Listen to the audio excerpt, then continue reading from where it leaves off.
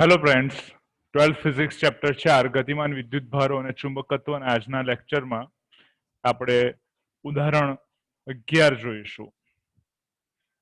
4.11 ઉદાહરણ 4.11 ની રકમ ખૂબ મોટી હોવાથી એને બે ભાગમાં મેં વહેંચી દીધી છે, જેથી આપણને સમજવું સહેલું થઈ જાય, ગણતરી સહેલી થઈ જાય અને વિચારવું સહેલું થઈ જાય. રાઈટ. સો પાસે વીંટેલા 100 આંટાવાળા 10 સેન્ટીમીટર ત્રિજ્યાનું એક વર્તુળાકાર ગૂંચળું 3.2 એમ્પિયર વિદ્યુત પ્રવાહ ધરાવે છે. સો અહીંયા આપણે બેઝિક જે ઇન્ફોર્મેશન આપી છે એ લખી દઈએ. તો સૌથી પહેલા આપણે આંટાની સંખ્યા આપી છે અને આંટાની સંખ્યા કેપિટલ N બરાબર 100 છે.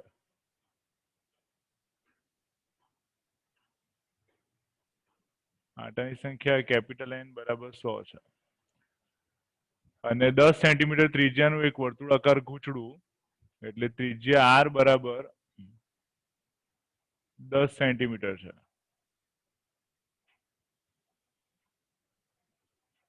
10 સેન્ટીમીટર બરાબર 0.1 મીટર થાય. પછી એમાં વર્તુળાકાર ગૂંચળામાંથી વહેતો પ્રવાહ I આપેલો છે. I બરાબર 3.2 એમ્પિયર છે. બેઝિક ઇન્ફોર્મેશન આપી છે. પાસે વીંટેલા આંટા માટે આપણે એવું કહી શકીએ કે દરેક આંટાની ત્રિજ્યા સમાન હશે. આ ગૂંચળાના કેન્દ્રમાં કેટલું ચુંબકીય ક્ષેત્ર ઉત્પન્ન થશે? તો ગૂંચળાના કેન્દ્રમાં ઉત્પન્ન થતું ચુંબકીય ક્ષેત્ર પહેલા આપણે શોધવાનું છે. તો ગૂંચળાના કેન્દ્રમાં ઉત્પન્ન થતું ચુંબકીય ક્ષેત્ર એ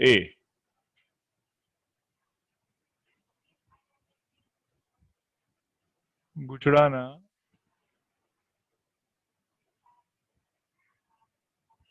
કેન્દ્રમાં ઉદ્ભવતું ચુંબકીય ક્ષેત્ર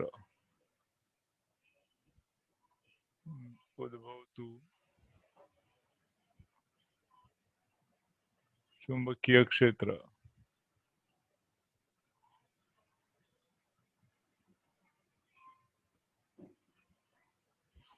ગૂંચળાના કેન્દ્રમાં ઉદ્ભવતું ચુંબકીય ક્ષેત્રનું સૂત્ર છે B બરાબર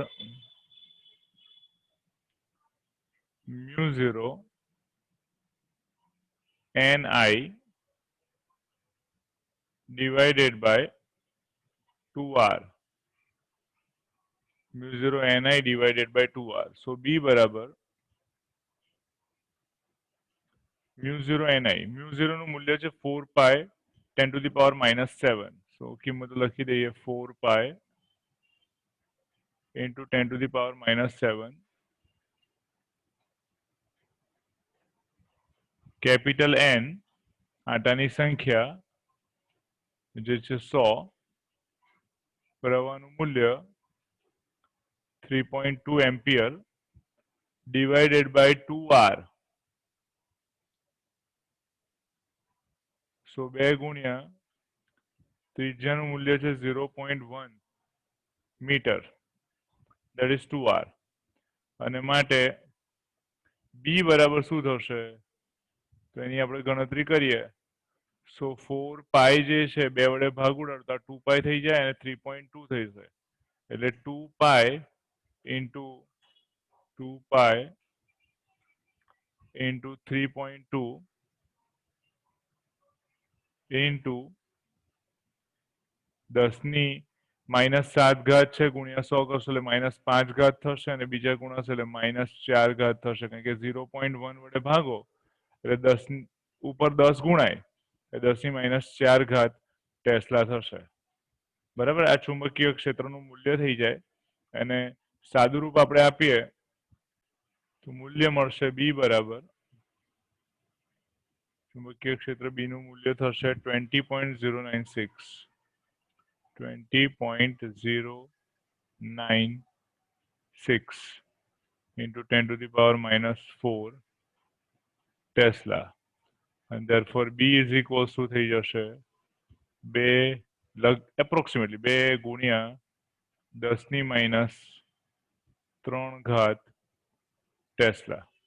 આપણે 20 લઈએ, approximately 20 લઈ લઈએ તો 20 into 10 to the power -4 એટલે v 2 × 10⁻³ ટેસ્લા થાય। હવે સેકન્ડમાં તમને બી ઓપ્શનમાં કીધું છે, ઓપ્શન બી, ગૂંચળાની ચુંબકીય મોમેન્ટ। તમે ગૂંચળાની ચુંબકીય મોમેન્ટ બોલો, ગૂંચળાની ચુંબકીય ચાકમાત્રા બોલો, ગૂંચળા માટે ચુંબકીય ડાયપોલ મોમેન્ટ બોલો, બધાનું મૂલ્ય સેમ જ છે। બધા એક જ રાશિના જુદા જુદા નામ છે। તો ગૂંચળાની ચુંબકીય મોમેન્ટ, ચુંબકીય ચાકમાત્રા,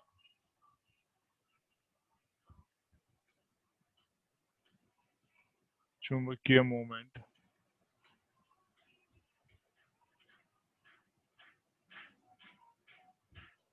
અને ચુંબકીય ચાકમાત્રા। ચુંબકીય મોમેન્ટ, ચુંબકીય ચાકમાત્રા m બરાબર, એનું સૂત્ર હતું NIA, n આટાની સંખ્યા, I પ્રવાહ અને કેપિટલ એ ગૂંચળાનું ક્ષેત્રફળ। સો ચુંબકીય ડાયપોલ મોમેન્ટ અથવા ચુંબકીય ચાકમાત્રા, ચુંબકીય મોમેન્ટનું મૂલ્ય થાય NIA। બધી કિંમતો લખી દઈએ। n આટાની સંખ્યા જે છે એ છે 100, પ્રવાહ જે છે એ થઈ જશે 3.2 અને ક્ષેત્રફળ થાય πr²। એટલે અહીંયા બાજુમાં હું સૂત્ર લખી દઉં, NIA એ ક્ષેત્રફળ છે, વર્તુળાકાર ગૂંચળું છે એટલે πr²। કિંમત લખો તો પાઈ થશે 3.14 અને r² એટલે 0.1 નો વર્ગ, 0.1 નો વર્ગ, 0.01 થાય, રાઈટ। 0.01 અને 100 એટલે 1 થઈ જશે અને 3.2 × 3.14 એ એપ્રોક્સિમેટલી 10 આવે। તો m બરાબર જે છે કિંમત એપ્રોક્સિમેટલી 10 લઈ શકાય।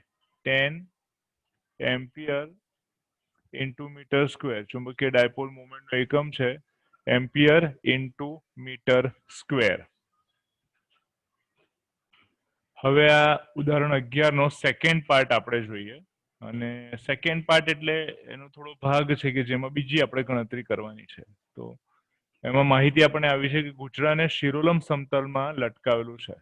ગૂંચળાને શિરોલંબ સમતલમાં રાખેલું છે અને શિરોલંબ સમતલમાં એવી રીતે રાખ્યું છે કે તેના વ્યાસ સાથે એક રેખસ્થ એવી જે રેખા છે એ એને સમક્ષિતિજ અક્ષ પર મુક્ત રીતે ભ્રમણ કરી શકે। 2t જેટલું નિયમિત ચુંબકીય ક્ષેત્ર એવી રીતે પ્રવર્તે છે કે જેથી શરૂઆતમાં ગૂંચળાની અક્ષ આ ક્ષેત્રની દિશામાં હોય। આ બેઝિક ઇન્ફોર્મેશન જે આપેલી છે એને ધ્યાનથી જુઓ। એને સમજવા માટે અહીં બાજુમાં એક આકૃતિ એને જોશો તો તમને ખ્યાલ આવશે કે આ ઉધ્વ આ જે છે દ્રઢ આધાર છે, બરાબર, જેની સાથે આપણે એક ગૂંચળાને લટકાવ્યું છે અને ગૂંચળું એ શિરોલંબ સમતલમાં એટલે ઊભા સમતલમાં આ રીતે ગોઠવાયેલું છે। આ વર્તુળાકાર ગૂંચળું જ છે પણ ઉપરની છતથી લટકાવેલું છે એવું વિચારો। અને એની આ જે અક્ષ છે એટલે કે ગૂંચળાના કેન્દ્રમાંથી પસાર થતી રેખા, એની જે અક્ષ છે એ અક્ષ જે છે એ સમક્ષિતિજ સમતલમાં ફરી શકે છે। અક્ષ જે છે એ સમક્ષિતિજ સમતલમાં ફરી શકે, ગૂંચળું ફરશે તો અક્ષ સમક્ષિતિજ સમતલમાં ફરી શકશે। અને આ જે બ્લુ એરો બતાવ્યા છે એ ચુંબકીય ક્ષેત્ર છે બી। એ બી ચુંબકીય ક્ષેત્રનું મૂલ્ય આપણને આપી દીધેલું છે 2 ટેસ્લા, 2 ટેસ્લાનું ચુંબકીય ક્ષેત્ર છે। અને શરૂઆતમાં તમને કીધું છે ગૂંચળાની અક્ષ, તમે જુઓ તો શરૂઆતમાં ગૂંચળાની અક્ષ બ્લેક લાઈનથી ડોટ લાઈનથી બતાવેલી છે અને બ્લુ એરોઝ બંને એક જ દિશામાં છે। શરૂઆતમાં ગૂંચળાની અક્ષ આ ક્ષેત્રની દિશામાં એટલે કે એક રેખસ્થ છે તેવું કહી શકાય, એવું તમને દેખાય છે, બરાબર। સો બેઝિક ઇન્ફોર્મેશન આપણે અહીંયા લખીએ તો ચુંબકીય ક્ષેત્ર બી નું જે મૂલ્ય છે એ 2 ટેસ્લા છે, બરાબર। આગળ આપણે ગૂંચળાની ડાયપોલ મોમેન્ટ m શોધેલી છે તો એમનું જે મૂલ્ય છે એ 10 એમ્પિયર ઇન્ટુ મીટર² છે। આ ગૂંચળાની ડાયપોલ મોમેન્ટ છે। આટાની સંખ્યા આપણને ખબર છે, ચુંબકીય ક્ષેત્ર ખબર છે, ડાયપોલ મોમેન્ટ ખબર છે, આ બધી ઇન્ફોર્મેશન આપણી પાસે છે। શરૂઆતમાં આપણને કીધું છે થીટા 0 છે એટલે કે અક્ષ અને ચુંબકીય ક્ષેત્ર બંને એક રેખસ્થ છે. પછી કે ચુંબકીય ક્ષેત્રની અસર હેઠળ આ ગૂંચળું 90 ડિગ્રીનું કોણ જેટલું ભ્રમણ કરે છે. એટલે ગૂંચળાને આપણે પરિભ્રમણ કરાવીએ છીએ 90 ડિગ્રીએ. તો ગૂંચળાની પ્રારંભિક અને અંતિમ સ્થિતિમાં તેના પર લાગતા ટોર્કના મૂલ્યો કેટલા હશે એ આપણે નક્કી કરવાનું છે. તો પહેલો પોઈન્ટ હું અહીંયા લખું છું કે ચુંબકીય ક્ષેત્રમાં ગૂંચળા પર લાગતું ટોર્ક નું સૂત્ર, એ કોન્સેપ્ટ આપણે સમજીએ પહેલા. ચુંબકીય ક્ષેત્રમાં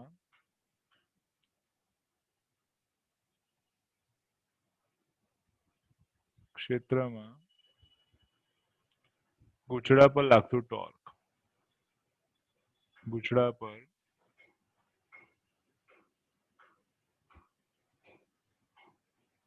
લાગતું ટોર્ક અને ગૂંચળા પર લાગતા ટોર્કનું સૂત્ર છે ટાઉ સદિશ સ્વરૂપે m ક્રોસ b.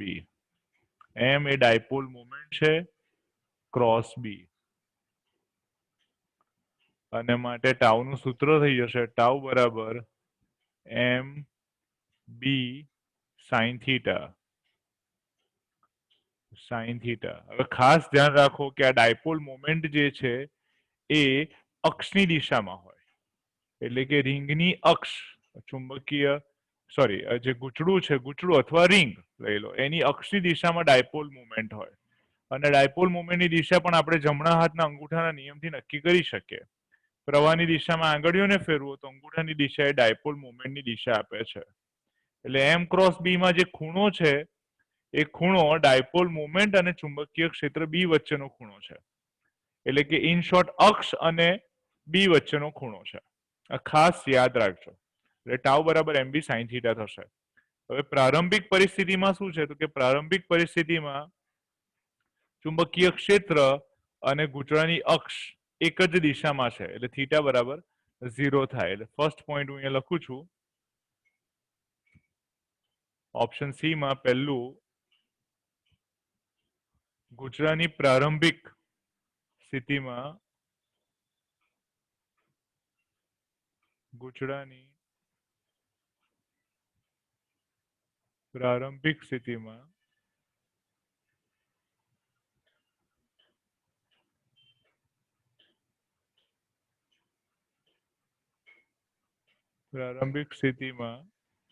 થીટા બરાબર 0 છે. બરાબર, થીટાનું મૂલ્ય 0 છે અને થીટાનું મૂલ્ય 0 છે તો ટોર્ક ટાઉ બરાબર શું થશે? ટાઉ બરાબર થશે mb sin 0. અને sin 0 0 થાય માટે ટોર્ક પણ 0 થશે. એટલે ટાઉ બરાબર 0 થશે. અને ટાઉનો એકમ જે છે ન્યૂટન ઇન્ટુ મીટર છે. ટોર્ક ન્યૂટન ઇન્ટુ મીટર છે, એટલે 0 ન્યૂટન ઇન્ટુ મીટર થાય ગૂંચળાની પ્રારંભિક સ્થિતિમાં. કારણ કે પ્રારંભિક સ્થિતિમાં, ફરી બોલું છું, પ્રારંભિક સ્થિતિમાં ગૂંચળાની જે અક્ષ છે અને ચુંબકીય ક્ષેત્ર છે બંને એક જ રેખામાં છે, બંને એકબીજાને સમાંતર છે. અને અક્ષની દિશામાં ડાયપોલ મોમેન્ટની દિશા હોય, એટલે ડાયપોલ મોમેન્ટ અને બી વચ્ચેનો ખૂણો 0 થશે. પોઈન્ટ નંબર 2 માં તમને કીધું છે જ્યારે ચુંબકીય ક્ષેત્રની અસર હેઠળ આ ગૂંચળાને 90 નું કોણાવર્તન કરવામાં આવે. કોણાવર્તન કરવામાં આવે એટલે આ જે ગૂંચળું છે ને એ ફરી જશે અહીંયાથી આવી રીતે રોટેટ થશે 90 ડિગ્રીએ, અને 90 ડિગ્રી રોટેટ થાય તો તમને આ રીતે દેખાય. સામેથી જુઓ તો વર્તુળાકાર દેખાય. અને અક્ષની જે દિશા છે એ ક્રોસ કરેલી છે, મેં અહીંયા ક્રોસ અને સર્કલ કરી દઉં એટલે એ સમતલ ને લંબ અંદર તરફ છે. હવે અક્ષની દિશા અને ચુંબકીય ક્ષેત્ર બી ની દિશા એકબીજાને લંબ થશે, એટલે કે ડાયપોલ મોમેન્ટ અને ચુંબકીય ક્ષેત્ર બી વચ્ચેનો ખૂણો 90 થાય. એટલે ગૂંચળાની અંતિમ સ્થિતિમાં આપણે લખી શકીએ કે થીટા 90 છે. ગૂંચળાની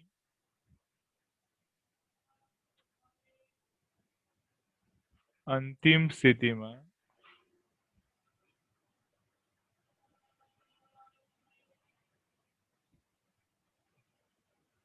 થીટા બરાબર 90 છે. અને થીટા 90 છે માટે ટોર્ક ટાઉ બરાબર થઈ જશે એમ બી સાઇન 90 અને સાઇન 90 બરાબર 1 થાય એટલે એમ ની કિંમત મૂકો તો એ 10, બી ની કિંમત મૂકો તો 2 ટેસ્લા અને સાઇન 90 બરાબર 1 થશે એટલે ટાઉ બરાબર જે છે એ 20 ન્યૂટન ઇન્ટુ મીટર થાય। એટલે પ્રારંભિક પરિસ્થિતિમાં થીટા 0 હોવાને લીધે ટોર્ક 0 થશે અને અંતિમ સ્થિતિમાં થીટા 90 હોવાને લીધે ટોર્કનું મૂલ્ય 20 ન્યૂટન ઇન્ટુ મીટર થશે। આમ 0 થી 90 ના પરિભ્રમણમાં ટોર્કનું મૂલ્ય 0 થી 20 ન્યૂટન ઇન્ટુ મીટર જેટલું વધે છે, બરાબર, એનો વધારો થાય છે। હવે ડી પ્રશ્નમાં છેલ્લો જે પોઈન્ટ છે કે છે જ્યારે ગુચડું 90 ના કોણ પાસે પહોંચે ત્યારે તેની કેટલી ઝડપ ત્યારે તેણે કેટલી કોણીય ઝડપ પ્રાપ્ત કરી હશે। કોણીય ઝડપ એટલે ઓમેગા આપણે શોધવાનું, કારણ કે આ રોટેશન થાય છે એટલે ઓમેગાનું મૂલ્ય શોધવાનું છે। ગુચડાની જડત્વની ચાક માત્રા 0.1 kg પર મીટર સ્ક્વેર છે। જડત્વની ચાક માત્રા આપણને આપી દીધેલી છે। જડત્વની ચાક માત્રા આપણે કેપિટલ આઈ વડે દર્શાવીએ છીએ। તો અહીંયા લખું છું I બરાબર 0.1 kg પર મીટર સ્ક્વેર છે। ઓપ્શન ડી માં પ્રશ્ન ડી જે છે જડત્વની ચાક માત્રા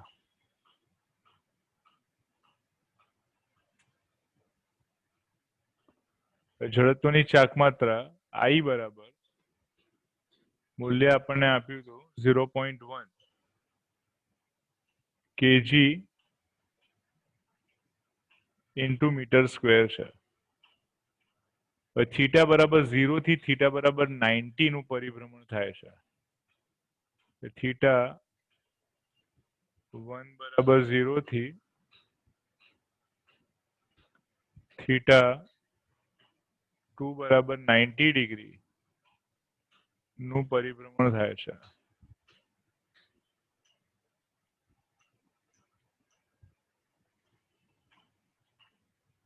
પરિભ્રમણ થાય છે અને 90 ડિગ્રીના પરિભ્રમણ દરમિયાન એનો જે કોણીય વેગ છે ઓમેગા એ પણ વધશે, બરાબર, અને એ વધશે તો એનું મૂલ્ય 90 ડિગ્રી પાસે કેટલું હશે એ આપણે શોધવાનું છે। અને શોધવા માટે આપણે સિમ્પલ ટાઉ બરાબર આઈ આલ્ફા કોન્સેપ્ટ લાગુ પાડીએ તો અહીં લખી શકાય અહીં ટોર્ક ટાઉ બરાબર આઈ આલ્ફા થશે અને ટાઉ એટલે ટોર્ક, આઈ એટલે જડત્વની ચાક માત્રા અને આલ્ફા એટલે કોણીય પ્રવેગ। આલ્ફા એટલે કોણીય પ્રવેગ। ટાઉ બરાબર થશે એમ b sine theta, m b sine theta અને બરાબર આઈ કોણીય પ્રવેગ આલ્ફા બરાબર આપણે લખી શકીએ ડી ઓમેગા બાય ડીટી, કારણ કે આપણે ઓમેગા શોધવું છે એટલે આલ્ફા ને ઓમેગાના સ્વરૂપમાં લઈ ગયો। હવે ઇન્ટરેસ્ટિંગ પાર્ટ એ છે કે અહીંયા ટોર્ક ટાઉ જે છે અચળ નથી।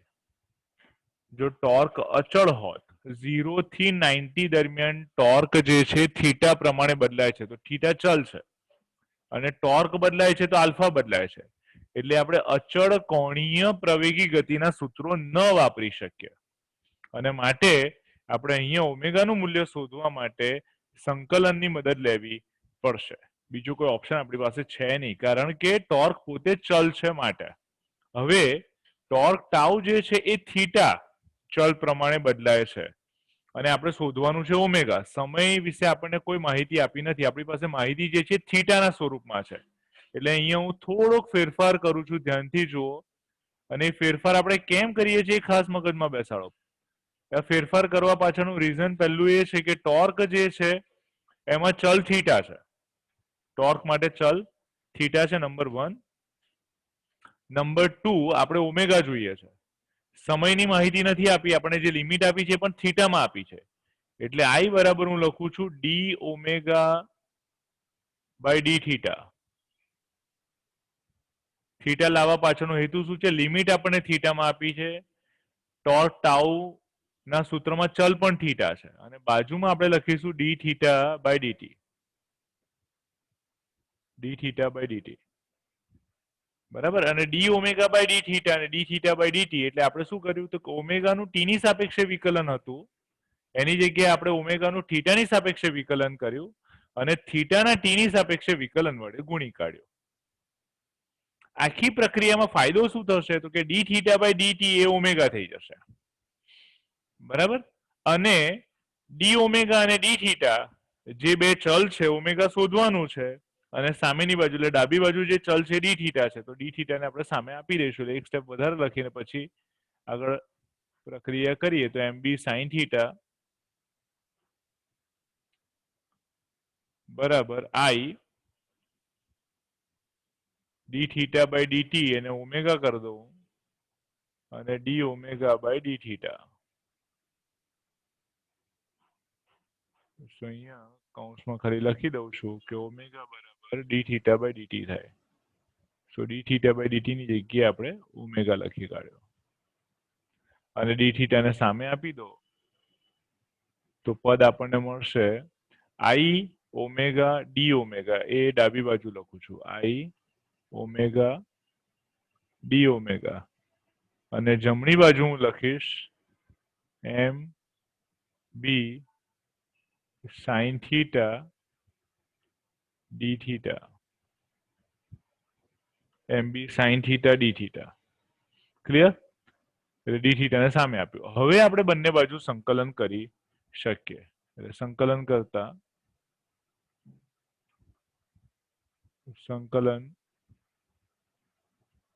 સંકલન કરશો તો તમને પદ શું મળશે તો પદ મળશે સંકલન આઈ ઓમેગા ડી ઓમેગા અને જમણી બાજુ પદ મળશે એમ બી જે અચળ પદ છે એને બહાર લઈ લઈએ અને સંકલન sign theta d theta, sign theta d theta.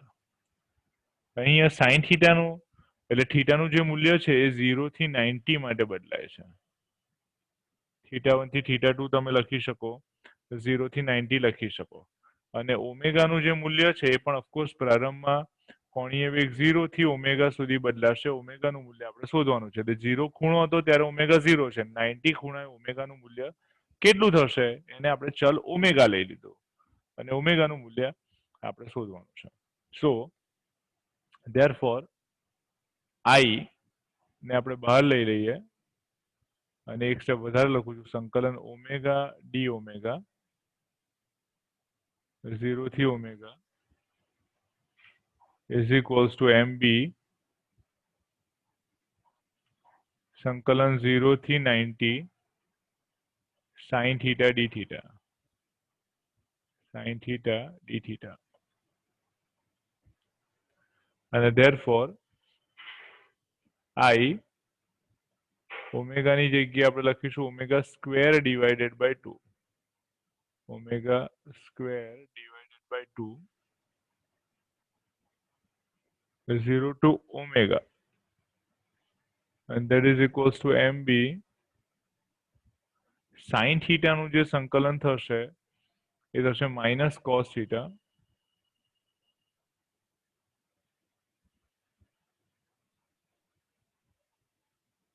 zero to 90 and therefore I omega square divided by 2 minus 0 આ બાજુ થશે mb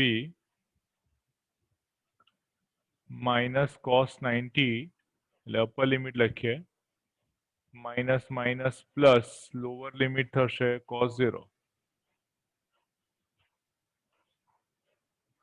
cos 0 બરાબર 1 અને cos 90 બરાબર 0 થશે એટલે આપણને સૂત્ર મળશે I omega square divided by 2 બરાબર એમ બી, કારણ કે cos 0 બરાબર 1 અને cos 90 બરાબર 0 એટલે આ પછી શૂન્ય થાય, આ 1 થઈ જશે એટલે જમણી બાજુ એમ બી મળે અને માટે ઓમેગા સ્ક્વેર બરાબર થશે 2mb ડિવાઇડેડ બાય આઈ. કિંમતો મૂકીએ એટલે ઓમેગા જે મૂલ્ય આવે √2mb અપોન આઈ થાય. 2mb ડિવાઇડેડ બાય આઈ. કિંમત મૂકો સો ઓમેગા બરાબર થઈ જશે √2m ની જગ્યાએ વેલ્યુ આવશે ડાયપોલ મોમેન્ટ છે અને ડાયપોલ મોમેન્ટની જે કિંમત હતી એ આપણે આગળ શોધી હતી એ હતી 20. ડાયપોલ મોમેન્ટ m નું મૂલ્ય હતું 10 એમ્પિયર પર મીટર સ્ક્વેર. સો m ની જગ્યાએ લખીએ આપણે 10. ચુંબકીય ક્ષેત્ર B નું મૂલ્ય છે એ 2 ટેસ્લા. સો 2 અને ડિવાઇડેડ બાય જડત્વની ચાક માત્રા છે 0.1. 0.1 ઉપર જાય એટલે 10 થઈ જશે. 2 દુ 4 ગુણ્યા 10 ગુણ્યા 10 એટલે 400 નું વર્ગમૂળ એટલે 20 રેડિયન પર સેકન્ડ અથવા ખાલી સેકન્ડ ઇન્વર્સ લખાય 20 રેડિયન પર સેકન્ડ. ઓમેગાનું મૂલ્ય થશે. થીટા બરાબર 90 પાસે કોણીય વેગનું મૂલ્ય 20 રેડિયન પર સેકન્ડ થાય. આખા કોન્સેપ્ટનો બહુ ધ્યાનથી સમજો. કેમ સંકલન કરીએ છીએ, કેમ D omega by D theta ને ડી થીટા બાય ડીટી કરવાની જરૂર પડી. ખાલી નથી કર્યું.